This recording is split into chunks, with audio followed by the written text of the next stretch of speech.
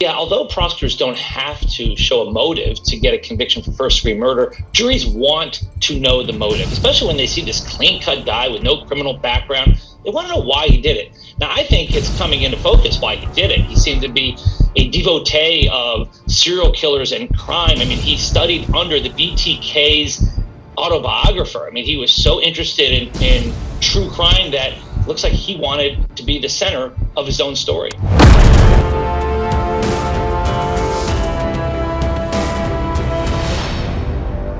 This is Reporter Room with Jessica Della Davies. According to the Daily Mail, Bryan Kohberger is being relentlessly tormented by his new jail mates.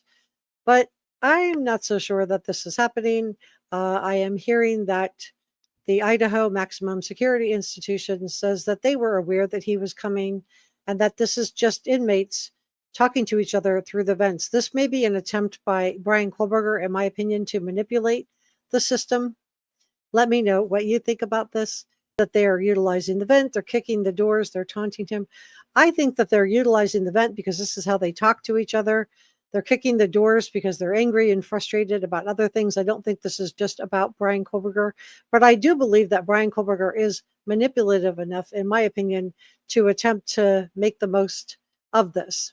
And that he would be looking to move himself out of the Idaho prison that he's in, because this prison has a horrible record. Their inmates went on strike for 6 days because of maltreatment in their opinion. They're in cages. He only gets to shower every other day. We know this is somebody who likes to wash his hands obsessively. So not being able to shower every day, I think, would be a big drawback for Bryan Kohberger. Let's talk about Bryan Kohberger and the fact that he was a copycat of Ted Bundy. Let's discuss. Bryan Kohberger was, I believe, inspired. He was a copycat of Ted Bundy in The Psycho. This was a film directed by Alfred Hitchcock.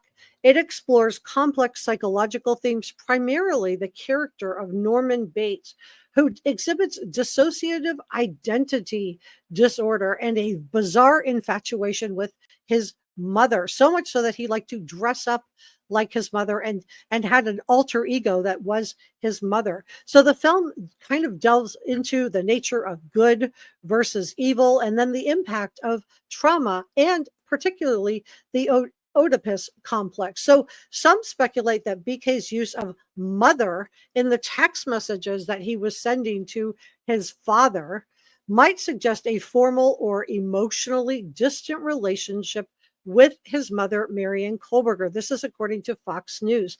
Now, Heather Barnett, she is part of the Celebrate team. She's a digital forensics expert who led the team that was tasked by the prosecution to go through Bryan Kohberger's phone and hard drive. Now, she spoke out to people about the case and said that BK called his mother. We knew that he called 3 times, but we now know more details about it. At 6:17 a.m. on November 13th of 2022. So we're going to talk about the 3 calls he made on the day of the crime to Marianne and Michael Kohberger.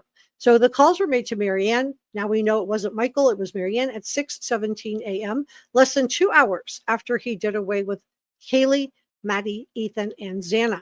And her investigation also discovered that BK had called his mother again 54 minutes later. I'm sorry, for 54 minutes. And it was just an hour, a little over 2 hours, a little over an hour. 8:03 a.m. was the exact time. So that's phone call number 2.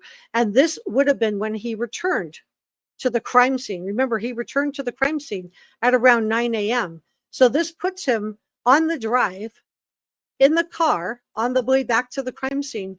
So what was he talking about with Bryan Kohberger? Did he tell her that he left the knife sheath? Was she advising him on the what to do next? Or was he just making chit chat while he was going back to Looky Loo to see what he created? But he was on the phone with her at 8:03, and we know he returned to the crime scene a little past 9. And because they were on the phone for 54 long minutes, that he was on the phone with her while he was in the car. And it looks like he hung up with her right around the time that he arrived at the crime scene.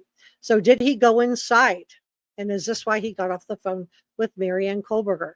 So this new information from the Celebrate forensics team via Heather Barnett. She spoke with people, and she became part of the case after the Latah County Prosecuting Attorney's Office brought her in to assist in their investigation. Now, I want to talk about BK and his weird relationship with Mary Ann and his father, Michael. So he had his parents saved as mother and father. This is just so darn creepy, you guys. It's just really, really creepy. Let me put Michael up. And this is the article that his mom wrote about Ted Bundy. So it does make you wonder, like, what the conversations were around the dinner table in the Kohberger house. Okay, so let's put, because involves his dad too. But he would go back and forth texting with Michael Kohberger saying, "Father, why did mother not respond? Why is she not answering the phone?" This is according to Heather Barnett from the Celebrex team. And on the morning of November 13th, BK's mom did eventually answer him. She answered her baby BK, and the two spoke for 36 minutes. And it wasn't long after BK and his mom got off the phone that he called her the second time. Now, this was a call that was on the way to the crime scene, right? And then he spent around 10 minutes at the crime scene around 9 a.m. or a little after. So this was just after he would have been on his phone with the mom driving there, and then got off the phone with his mom when he got there. So did he go inside? Was he looking for the knife sheath? Was he getting advice from his mother? We know he also spent 9 minutes on the phone in a third phone call, again with Mary Ann Kohberger at 9 a.m., connecting with her just minutes after their previous conversation. So again, this third phone call, he would have still been at the crime scene, and the two spoke again at around 4:05 p.m. and 5:53 p.m. again on November 13th, and the final conversation at 5:53 p.m. on November 13th lasted 96 minutes. So over an hour and a half. What were these two talking about for an hour and a half? Why were there 5 phone calls to Mary Ann that day?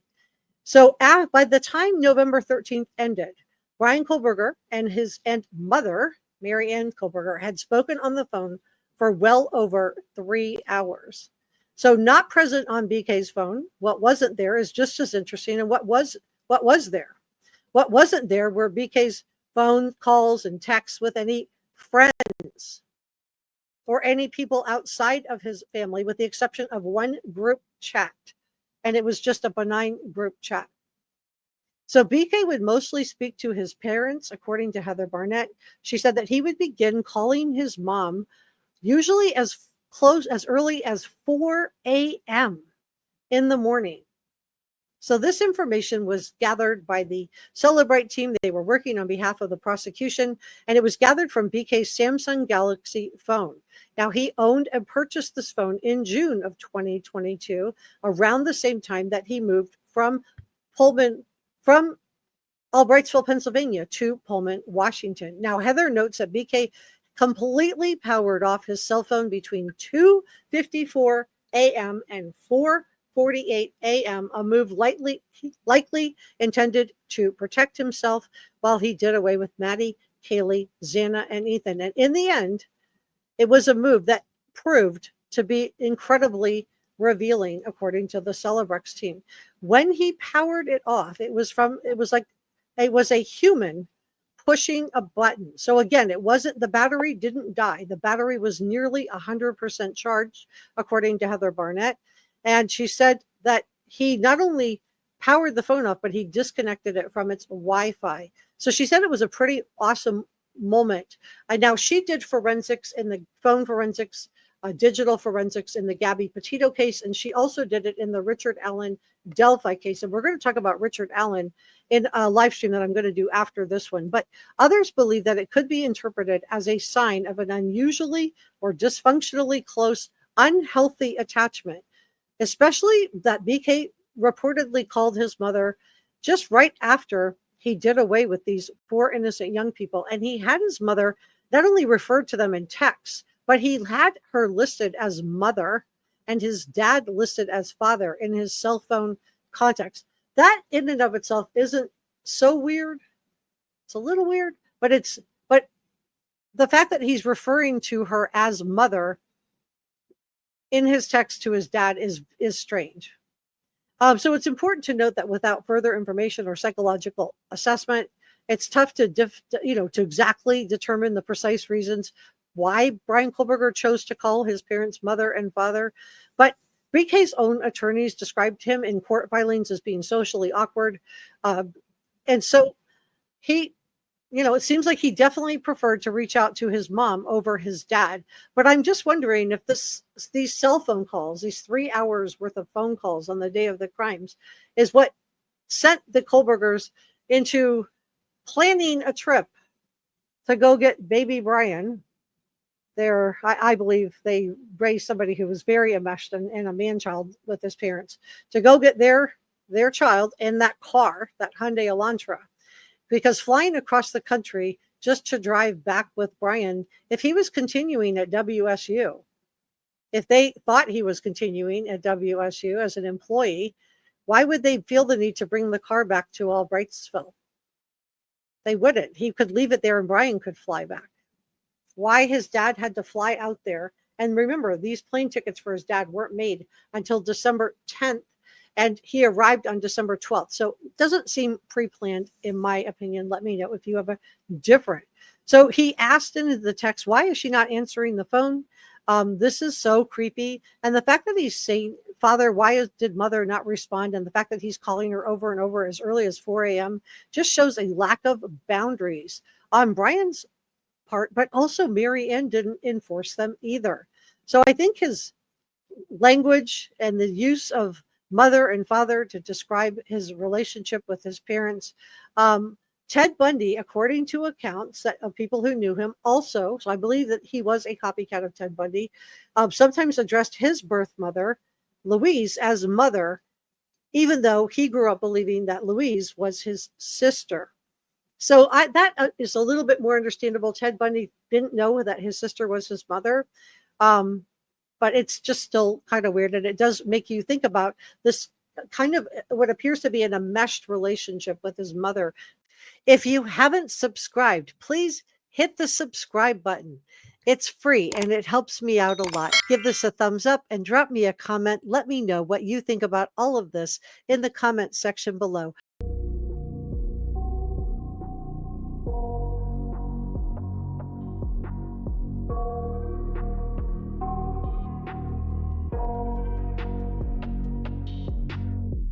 I got nightmares in my head, I fear that the thoughts build up until I can't hear, that my mind fills up into a creature, and it haunts me somewhere much deeper. I got nightmares in my head, I fear that the thoughts build up until I can't hear, that my mind fills up into a creature, and it haunts me somewhere much deeper. I've been feeling weird, I can't seem to focus good enough.